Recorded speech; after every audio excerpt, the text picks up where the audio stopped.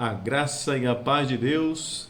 Eu sou o professor Michael Douglas e neste nosso encontro eu gostaria muito de falar sobre o humanismo renascentista e como nós podemos dizer que esse período foi realmente entendido pelo ser humano, quando foi que ele se consolidou.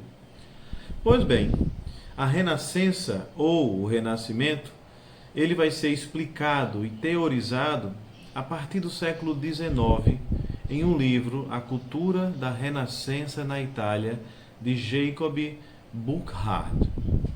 Este filósofo vai trazer dentro da sua obra as grandes características que permeiam este movimento renascentista. Nós temos aqui o individualismo, nós temos aqui uma sociedade mais laicizada, nós temos aqui uma formatação de vida sem a esfera religiosa como obrigatória. Nós vamos ter aqui uma busca de liberdade contra o autoritarismo, tanto da igreja como o autoritarismo secular. E nós vamos ter também uma valorização da arte. Não mais uma arte apenas santa que remete ao céu, mas uma arte que remete ao homem e às suas características. Uma frase que vai ser usada como ponto de referência desse período é tirada lá da antiguidade de um sofista chamado Protágoras. O homem é a medida de todas as coisas. E a partir daí você entende este momento como aquele que está promovendo este grande humanismo. E por falar em humanismo, nós temos que lembrar que a Renascença, enquanto manifestação artística, ela vai nascer ali em Florença, que é uma das cidades mais ricas na sua época, e aquelas que se desenvolvem melhor no campo da arte, no campo do artesanato. E dentre esses desenvolvimentos, nós vamos ver os ideais do humanismo ali serem realizados, a importância dada ao ser humano. As obras sacras vão dar espaço agora às obras mundanas, e ambas as obras têm ali como objeto principal ou o homem-deus ou o homem Jesus. Dentro dessa ideia, nós vamos perceber que a própria igreja começa a se deixar aderir por esses ideais do renascimento. Mas antes de eu falar da igreja, vamos pensar em outra grande realidade deste período. Foi a fundação da Academia Platônica por Marcílio Fitino. O que foi que esse cara fez de tão importante? Ele, retornando aos clássicos, promoveu a expansão desta ideia de humanismo, de força da razão, de autonomia e liberdade do indivíduo, por meio da arte, da literatura e da filosofia. Carinhas como Michelangelo foram alunos daquela escola. Em relação à igreja, voltando a ela, como é que eu sei que a igreja mergulhou nessa ideia humanista renascentista? No Vaticano, nós temos a sala de assinatura. Na sala de assinatura, todas as suas paredes têm imagens sacras, religiosas, mas no teto está ali uma pintura de Rafael Sanzio chamada A Escola de Atenas, uma pintura incrível que traz ali os maiores filósofos da história. Aí você me pergunta, por que uma imagem dessa está na sala de assinatura do Vaticano? É uma prova dessa aderência do humanismo renascentista que até a igreja mergulhou de cara. Na política, nós vamos encontrar grandes nomes que também fazem esta propaganda do humanismo. Nós temos aqui o Thomas More, nós temos aqui o grande Maquiavel.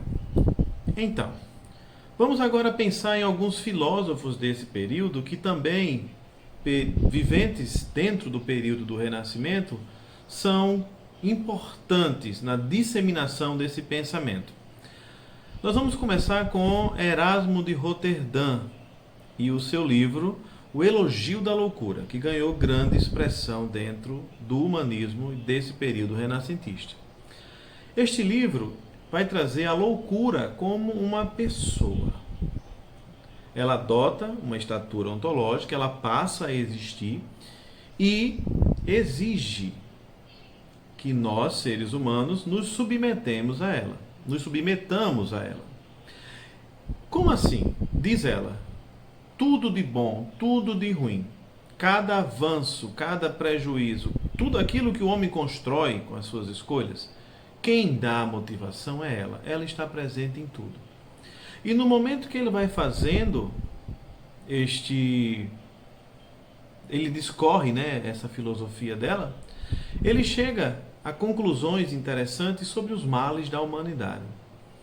O ódio, a inveja, as desavenças, a guerra. E a partir disso ele vai dando soluções. Outra grande crítica que ele faz, que está presente no seu livro, é a Igreja Católica e a Igreja Protestante. Diz ele que ambas querem ter um poder absoluto sobre a verdade, mas que ambas desenvolvem essas verdades de forma muito abstrata. Então, criticando as duas e criticando essa forma abstrata de conhecer a verdade, ele deixa claro o papel do homem como autônomo, aquele que pode sozinho encontrar suas verdades e não mais basear-se em teorias abstratas que não dizem respeito à sua vida real.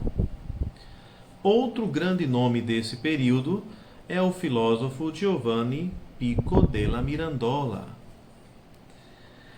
Discurso sobre a dignidade humana é o seu livro. Nesse livro, ele faz um apurado das diferenças existentes e das semelhanças entre os homens e os animais. É claro para nós que entre os animais nós temos muitas semelhanças, mas ele enfatiza a ideia de em algo nós sermos diferentes.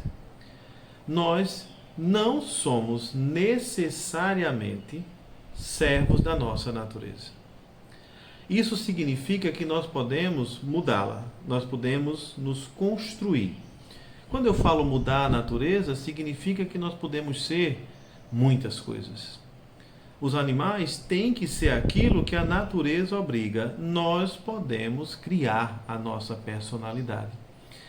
Essa ideia de uma responsabilidade total no construir-se para ele é o que ele vai chamar de milagre. O ser humano é um milagre.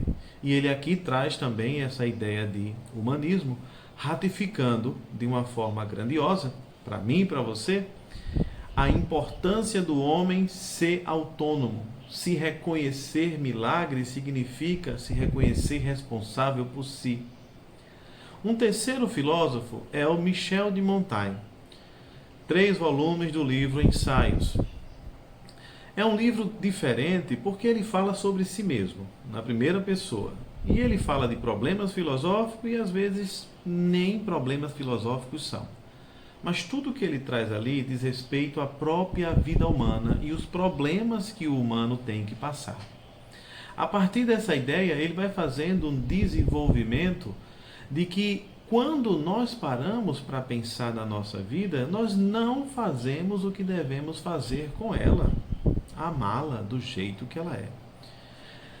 Quando ele vai dizer isso, ele vai fazer uma referência a Sócrates, dizendo que aquela que ele conhece-te a ti mesmo, socrático, não é uma busca da essência humana. Aquele conhece-te a ti mesmo é para o homem se perguntar qual a sua finalidade, até onde ele quer ir.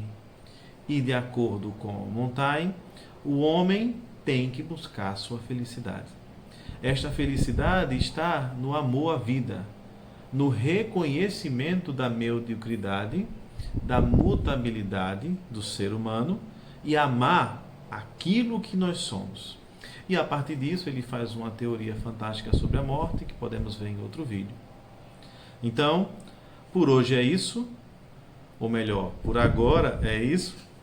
E na próxima aula nós vamos falar um pouco sobre o que nós chamamos de revolução científica, ok?